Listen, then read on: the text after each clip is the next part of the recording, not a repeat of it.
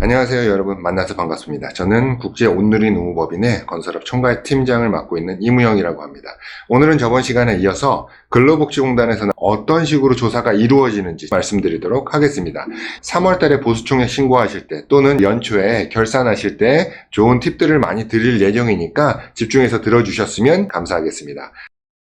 저번 시간까지 이 자료들을 어떻게 우리가 제출해야 되고 어떻게 쓰이는지에 대해서 알아봤어요. 그러면 오늘 이번 시간에는 옆에 보시면 이걸 기준으로 여러분들 회사의 확정정산 절차가 어떻게 되는지에 대해서 알아보도록 하겠습니다. 그럼 내용을 볼게요. 먼저 대상 선정을 합니다. 이 대상 선정에 대해서는 1편에서 말씀드렸으니까 제가 패스하도록 할게요. 그리고 정산 안내, 우리가 저번 시간까지 알아봤고 공단에서 공문을 받으시는 것 자체가 자료 제출 요청의 단계가 되겠습니다. 다음, 여러분들께서 제출한 여러 가지 자료를 어떤 식으로 정산을 실시하느냐, 서면 정산이 있고 현지 정산이라는 게 있어요. 현지 정산이라는 거는 여러분들 회사를 방문해가지고 이것저것 자료를 다 뒤지겠다라는 건데, 공단에서도 이걸 추징하기는 애매하고 추징 안 하자니 또 찝찝하고 뭐 이런 게 있는데, 여러분들 사업장에서는 자료를 제출 안 해. 그러면은 공단에서도 빼주기도 뭐하고 늦자니 또 반대로 찝찝하고 이런 것들이 있으면 공단은 방문하기도 해요. 뭐 아직 저는 그런 경우는 많이 보진 못했는데, 요즘은 전부 다 인터넷이나 이메일로 자료를 주고받기 때문에 거의 99%는 서면 정산으로 이루어진다. 이 서면 정산은 현장별 정산이 있고요, 비율 정산으로 나눕니다. 현장별 정산은 여러분들 회사의 공사 원가 명세서가 현장별로 다 구비되어 있다라는 뜻이고, 매입 자료와 매출 세금 계산서를 다 끊고 노무비까지도 현장별로 전부 다 코드를 입력해서 여러분들이 쓰시는 스마트A나 세무사랑의 공사 원가 명세서에 나오는 총액과 현장별로 나오는 각각의 공사 원가 명세서, 현장별 원가 안분 명세서라고도 하는 것들의 합이 공사 원가 명세서와 일치했을 때, 세금 계산서 하나하나 누락 없이 전부 다 현장 코드가 걸렸다라는 뜻이 되겠죠. 그랬을 때는 납부 의무가 있는 현장의 보수, 직접 노무비, 간접 노무비, 외주 노무비, 장비 노무비, 이 4가지 노무비를 보험료 납부해야 되는 현장 것만 추려서 보수 총액으로 산정한다. 그런 다음에 이제 두 번째는 비율 정산이라는 건데요. 이거는 현장별로 매입 매출 자료에 코드를 걸지 않았어. 그래서 현장별 원가 안분 명세서가 안 나와요. 이럴 때는 근로복지공단에서는 비율 정산이라는 걸 하는데, 매출액을 기준으로 나머지 노무비의 이 비율을 곱해서 보수총액을 산정한다. 흔한 예로 100억 매출이 있었어요. 복잡하니까 사업주 승인을 일단 빼고, 원도급 매출이 30억이었고 하도급 매출이 70억이었어요. 그러면 원도급은 산재와 고용보험에 납부 책임이 있고 하도급은 아무것도 없는 거죠. 산재가 30%, 고용이 역시 마찬가지로 30%가 되는 거죠. 그래서 여러분들 회사의 계정별 원장이 모든 매입 자료에서 인건비를 전부 다 합쳐서, 예를 들어 그 금액이 50억이었으면 얘네는 1년간 100억 매출 중에 보험료 납부 의무가 있는 현장은 30% 정도였고 1년간 총 노무비가 50억이었는데 보험료 납부 의무가 있는 현장에 투입된 노무비는 역시 마찬가지로 50억의 30%겠구나. 그러니 15억만큼만 비율로 산재와 고용의 보수총액으로 적용한다 라고 하는 비율 정산 방법을 거의 90% 이상의 근로복지공단 조사관들이 사용하고 있다. 10중 8구 여러분들도 비율 정산 방법으로 확정정산을 받을 것이다.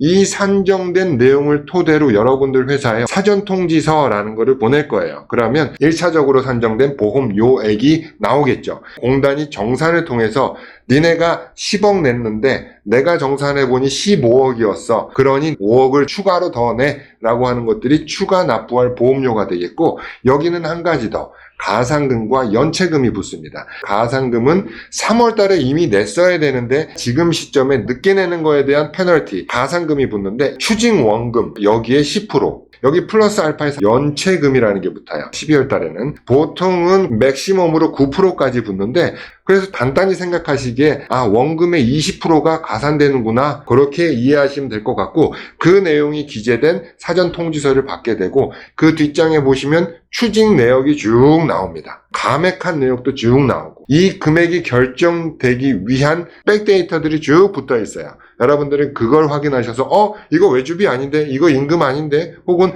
이거 원도급 공사 아니어서 보험료 안 내도 되는 현장인데 라고 하는 것들을 공단에 입증하는 과정을 거치는데, 그게 바로 소명의 기회다. 담당자 성향에 따라서 소명의 기간은 달라질 수 있다. 마지막에 그리고 결과 통지, 여기 말하는 환급은 우리가 10억을 냈어요. 근데 정산을 하고 나니까 7억만 내면 되는 거야. 그럼 3억은 돌려받는 겁니다. 그렇게 이해하시면 되겠어요. 그리고 우리는 10억을 냈고 공단은 13억이라고 말하고 있고 그 차액은 3억. 이게 추징 원금. 여기다가 아까 가산연체금 20% 정도 붙는다고 했죠. 그러니까 3억 6천이 되는 거고 이거가 확정돼서 우리한테 고지하게 되는 거. 이게 추가 납부라고 하는 겁니다. 이제 공단에서 오케이 이 금액으로 확정하겠습니다 라고 해서 공단 전산에 버튼 딱 누르면 10원 한 장이라도 추징금이 나오면 고지서로 나가고 보통 보름 정도 납부기일이 잡히게 되는데 이 납부기일과 상관없이 확정이 되는 그 날부로 여러분들 회사는 체납사업장이 됩니다. 이 돈을 다 납부하기 전까지 체납사업장으로서 완납증명서 같은 것들을 발행받을 수 없게 되는 거죠. 오늘부로 확정이 되면 오늘부터 체납사업장이시니까 완납증명서 현장별로 못 띄게 됩니다. 그래서 오늘 다 일단은 발행해 놓으세요 라는 공단 담당자 말을 듣게 되시는 거죠. 다 납부하게 되시면 이제 체납사업장의 그 지위가 풀리게 되는 거고. 근데 공단하고 1차적으로 합의를 해서 3억이란 돈을 받긴 받았는데 아무리 생각해도 억울해. 밤에 잠 잘 때마다 꿈에서 나와. 그래서 생각해보니까 이걸 입증 안 한 것 같아. 이거 공단도 까먹은 것 같아. 그래서 추가로 우린 입증해서 돈을 절감할 수 있을 것 같다라고 한다면 여러분들은 이의 신청을 하실 수 있어요. 이의 신청은 행정심판권 행정소송을 하게 되는데 이게 있기 전에 나를 조사했던 그 근로복지공단 조사관한테 1차적으로 재정산 요청을 먼저 하셔야 됩니다. 재정산 결과가 또 마음에 들지 않거나 달라지지 않았을 때 여러분들이 1차로 행정심판 그리고 이어서 행정소송까지도 가서 여러분들 보험료에 대한 진위를 상급기관에서 판단해 볼 수 있겠다. 오늘은 근로복지공단에서 자료를 받고 어떻게 조사 절차가 진행되는지에 대해서 알아보는 시간을 가졌습니다. 이어서 조금 더 이제 세밀한 절차, 그럼 원도급이 뭐고 하도급이 뭐고 고용승인이 뭐고 4가지 노무비가 뭐고에 대한 디테일한 것들, 그리고 근로복지공단은 도대체 우리 전체 계정별 원장을 보고 뭘 노무비로 판단하고 뭘 장비로 뭘 외주비로 판단하고 이런 디테일한 것들은 후속타로 제가 계속해서 찍어서 올릴 거예요. 기대해 주시고요. 여러분들 조금 더 궁금한 내용들은 제가 운영하는 카페나 다른 영상 보기를 클릭하셔서 관련된 세부 내용 확인해 주시길 바라겠습니다.